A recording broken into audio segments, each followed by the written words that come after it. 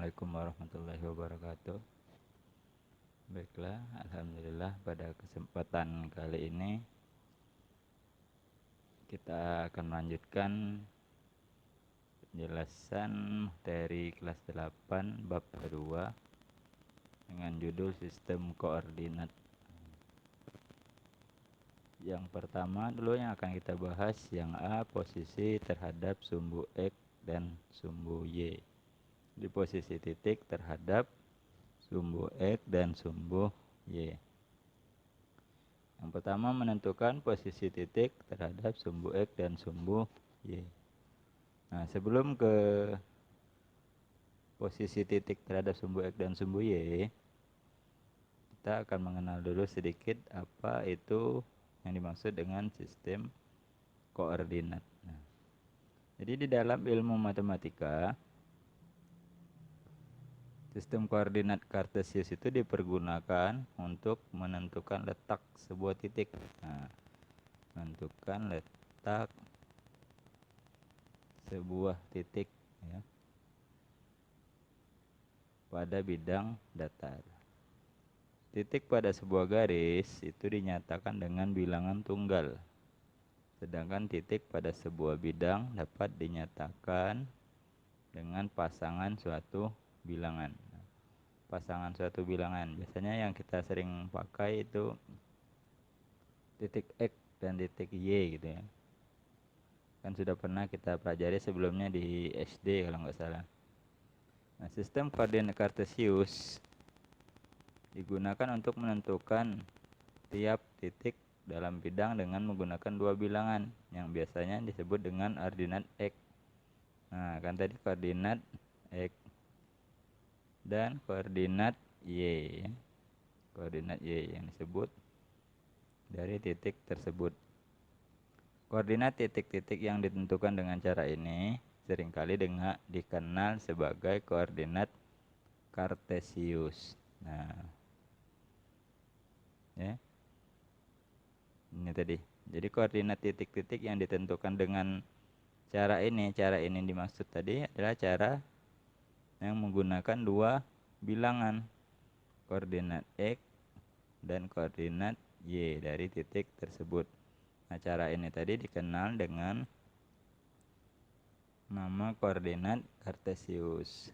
Nah, sedangkan istilah kartesius itu sendiri itu digunakan untuk mengenang ahli matematika sekaligus filsuf dari Prancis yang bernama Descartes. Nah, ini jadi penemu istilah kartesius itu Descartes. Jadi para ahli matematika menamakan kartesius itu untuk mengenang ahli matematika yang menemukan pembahasan materi ini, namanya Descartes, yaitu filsuf dan ahli matematika dari Perancis. Nah, sistem koordinat kartesius itu terdiri atas sumbu mendatar yang kita kenal dengan sumbu X. Nah, dan sumbu tegak itu yang kita kenal dengan sumbu Y. Jadi kan biasanya seperti ini ya. Nah, biasanya kita temui itu seperti ini yang mendatar. Jadi yang mendatar ini tadi sumbu X, sedangkan yang tegak itu nanti dia sumbu Y. Fungsi kedua sumbu tersebut adalah untuk menentukan letak suatu titik. Titik-titik pada koordinat kartesius merupakan pasangan titik pada sumbu X dan sumbu Y. Nah, jadi fungsinya tadi ini koordinat kartesius yang sumbu X dan sumbu Y itu untuk menentukan letak titik. Titik yang mana? Titik pada koordinat kartesius yang merupakan titik pasangan sumbu X dan sumbu Y. Jadi dia pertemuan nanti antara titik pasangan dari sumbu X dan titik juga dari sumbu Y. Nanti dia ketemunya di mana, itu namanya nanti menentukan posisinya seperti itu. Di mana X disebut absis. Nah, X ini X kita sebut absis dan Y itu disebut ordinat. Ya, diingatkan lagi. Kalau X itu disebut absis, Y disebut ordinat. Perpotongan antara sumbu X dan sumbu Y di titik 0 disebut pusat koordinat. Baiklah, sekarang kita lanjutkan ke pembahasan intinya tadi, yaitu posisi titik terhadap sumbu X dan sumbu Y. Nah, itu materi kita. Jadi di sini sudah ada sebuah gambar bidang koordinat kartesius yang mendatar tadi sumbu X, yang tegak itu sumbu Y. Di sini ada titik-titiknya dari A, ada titik B, C, titik D, E, F, G, dan titik H. Nah, semuanya sudah ada 8 titik. Nah, bagaimana cara menentukan posisi titik-titik ini terhadap sumbu X dan sumbu Y? Nah, jadi caranya seperti ini. Tidak sulit ya caranya. Dari contoh koordinat kartesius di atas, nah, dapat kita tuliskan posisi titik-titiknya sebagai berikut. Nah, kita ambil dulu yang pertama, titik A. Nah, titik A. Titik A itu berjarak 3 satuan dari sumbu Y. Nah, jadi katanya titik A itu berjarak 3 satuan dari sumbu Y. Kalau kita perhatikan gambarnya, ini kan titik A. Dari sumbu Y itu yang tegak. Berarti di sini 1. Ya, kalau kita tandai 1, 2, 3. Jadi ngitungnya sesuai arah ke sumbu X, arah ke kanan sumbu X. 3. 1, 2, 3. 3 satuan, 1, 2, 3 dari sumbu Y. Nah, jadi kalau dia terhadap sumbu Y, ngitungnya kita mengikuti arah ke sumbu X. 3 satuan dari sumbu Y. Dan, nah kita lanjutkan. Ini tadi sumbu Y. Dan berjarak 2 satuan dari sumbu X. Nah, kalau dia terhadap sumbu X, berarti ngitungnya kita mengikuti arah sumbu Y. Kan di sini posisi A. Sumbu X 1. Ya. 1 di sini. Terus 2. Nah, jadi 2 satuan dari sumbu X. 3 satuan dari sumbu Y. Kita lanjutkan yang B, biar ngerti. Berjarak 8 satuan dari sumbu Y. Ini B. B-nya di sini. Kita hitung dari Y. Y-nya kan yang tegak. Berarti kita hitungnya dari sumbu Y. Mengarah ke sumbu, mengikuti arah sumbu X. 1, 2, 3, 4, 5, 6, 7, 7, 8. Jadi jarak titik B 8 satuan dari sumbu Y. Dan berjarak 4 satuan dari sumbu X. Ini kan sumbu X. Kita hitung lagi apakah benar 4 satuan. 1, 2, 3, 4. Nah, jadi menentukan posisi titik terhadap sumbu X dan sumbu Y itu cuma seperti ini. Tinggal kita hitung. Kalau dari sumbu Y, berarti kita menghitungnya mengikuti arah sumbu X. Kalau jaraknya terhadap sumbu X, ngitungnya mengikuti arah sumbu Y. Coba yang C, lanjutkan mana yang C? Ini yang C. Kalau dari sumbu Y, berarti kita hitung dari sini. 1, 2, 3, 4. 4 satuan dari sumbu X. Nah, kita menyebutnya tetap 4 satuan. Tidak ada istilah negatif 4 satuan, walaupun dia terletak di sisi sebelah negatif. Tetap kita sebut dengan 4 satuan saja. Nggak usah pakai kata-kata negatif 4 satuan. Cukup 4 satuan dari sumbu X. Dari sumbu Y itu ya. 4 satuan dari sumbu Y. Kalau dari sumbu X kita hitung 1, 2, 3, 4, 5, 6. Nah, Kan sesuai dengan angkanya nih. 1, 2, 3, 4, 5, 6. 6 satuan dari sumbu X untuk yang D. Yang C ya. Kita lanjut yang D. Yang D. Nah, kalau kalian lihat yang D dari sumbu X. Sumbu Y dulu, di sumbu Y. Berarti kan kita ngitungnya ngikuti titik yang ada di sumbu X. Berarti kan 1 sini. 2, 3, 4, 5, 6.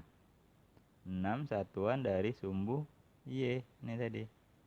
Ini kan 1, 2, 3, 4, 5, 6 dari sumbu Y. Kalau dari sumbu X 1, 2, 3, 4, 5, 6. Jadi titik D jarak 6 satuan dari sumbu X dan 6 satuan dari sumbu X. Nah, 6 satuan dari sumbu Y ya. 6 satuan dari sumbu Y dan 6 satuan dari sumbu X. Lanjutkan lagi yang E. Nah, yang E dari sumbu Y. Berarti ngitungnya dari sini. 1, 2, 3, 4, 5, 6. Jadi dia 6 satuan dari sumbu Y. Dari sumbu X. 1,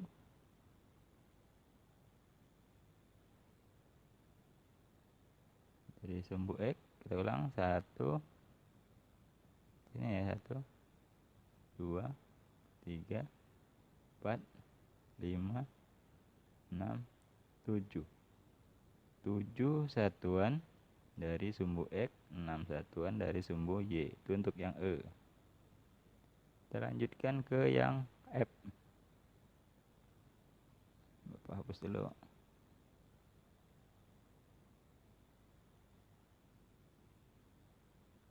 Kita lanjutkan yang F. Nah, yang F dari sumbu Y. Berarti cuma 1, 2. Benar enggak? 2 satuan dari sumbu Y. Dari sumbu X 1. Hapus dulu. Dari sumbu X 1, 2, 3, 4, 5, 6, 7. Nah, 7 satuan terhadap sumbu X atau dari sumbu X. Yang G. Mana G? Dari sumbu Y. Kita ganti. Ini ya, dari sumbu G.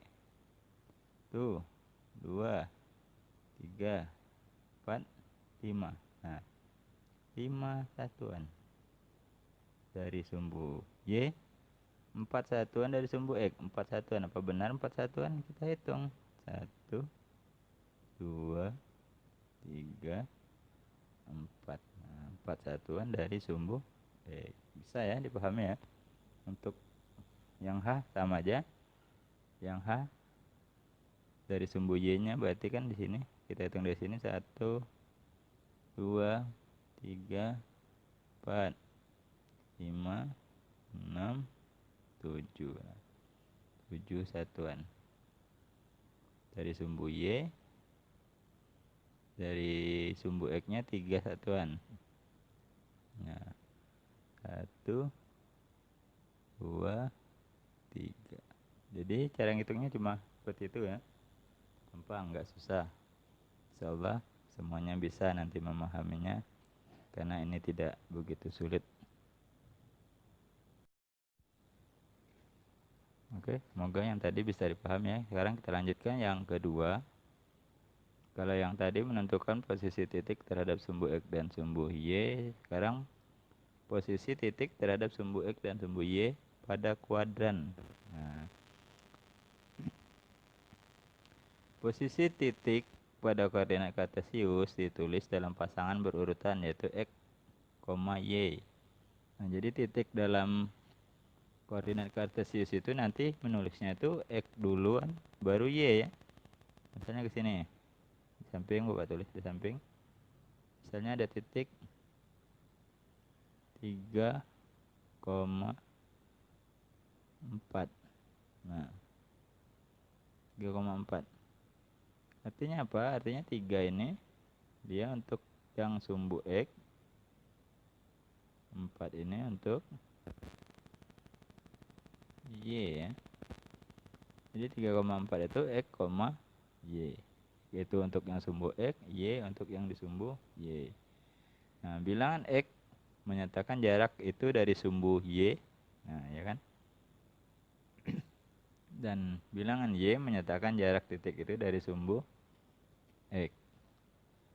Sumbu X dan sumbu Y membagi bidang koordinat kartesius itu menjadi 4 kuadran. Nah, ini tadi judulnya tadi kuadran. Jadi di koordinat kartesius itu dibagi menjadi 4 kuadran. Yang pertama ada kuadran 1. Kuadran 1 itu posisi X-nya dia positif, Y-nya positif.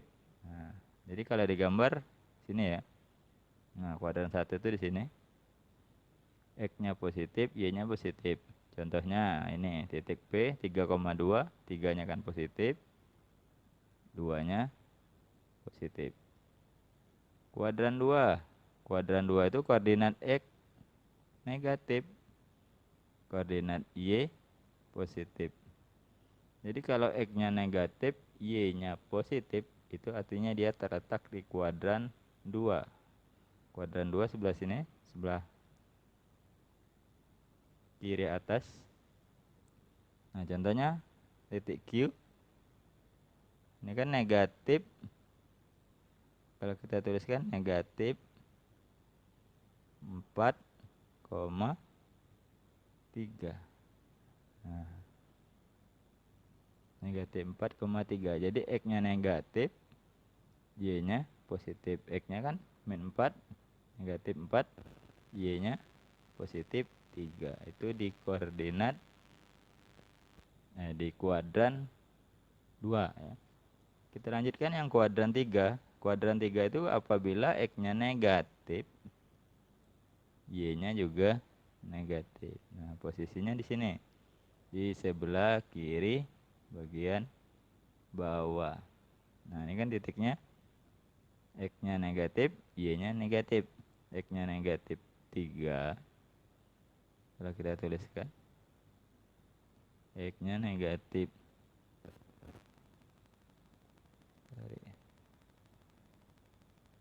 X-nya negatif 3 nih ya. Nah, X-nya negatif 3, Y-nya negatif 4. Nah, jadi apabila X-nya negatif, Y-nya negatif, dia berada di kuadran ketiga. Nah, untuk kuadran 4 itu X-nya yang positif, Y-nya negatif. Kuadran 4 ada di kanan bawah. Contohnya yang ini, X-nya positif 6, Y-nya negatif 2. 6, negatif 2. Nah, jadi X-nya positif 6, Y-nya negatif 2. Jadi ya, bisa ya dipahami bahwa koordinat kartesius tadi dibagi menjadi 4 kuadran. Ada kuadran 1, kuadran 2, kuadran 3, kuadran 4. Perlu diingat lagi bahwa kuadran 1 itu kalau X-nya positif, Y-nya positif. Misalnya ada titik 1,2, letak di kuadran berapa? Nah, kalian bisa tinggal melihat, oh 1,2 itu satunya positif X, 2-nya juga positif Y. Berarti dia di kuadran 1. Nah, kalau kuadran 2 itu X-nya negatif, Y-nya positif. Kuadran 3 X-nya negatif, Y-nya juga negatif. Yang terakhir kuadran 4 tadi X-nya positif, Y-nya negatif. Jadi kalau ada soal misalnya contoh soal. Contoh misalnya bunyi soalnya terletak di kuadran berapakah? Titik A misalnya negatif 3,7. Nah, negatif 3,7 terletak di kuadran berapa? Oh, kita ingat ini X-nya negatif, Y-nya positif. X-nya negatif, Y-nya positif, berarti terletak di kuadran 2.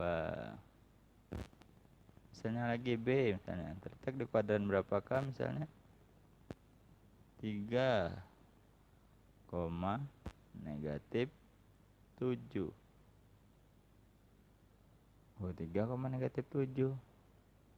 X-nya positif, Y-nya negatif, berarti terletak di kuadran 4.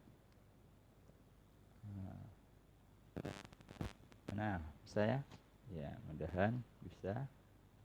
Nah, Bapak rasa ini materi koordinat kartesius tidak terlalu sulit. Insyaallah semua bisa. Yang tidak bisa nanti bisa ditanyakan dengan Bapak langsung ya.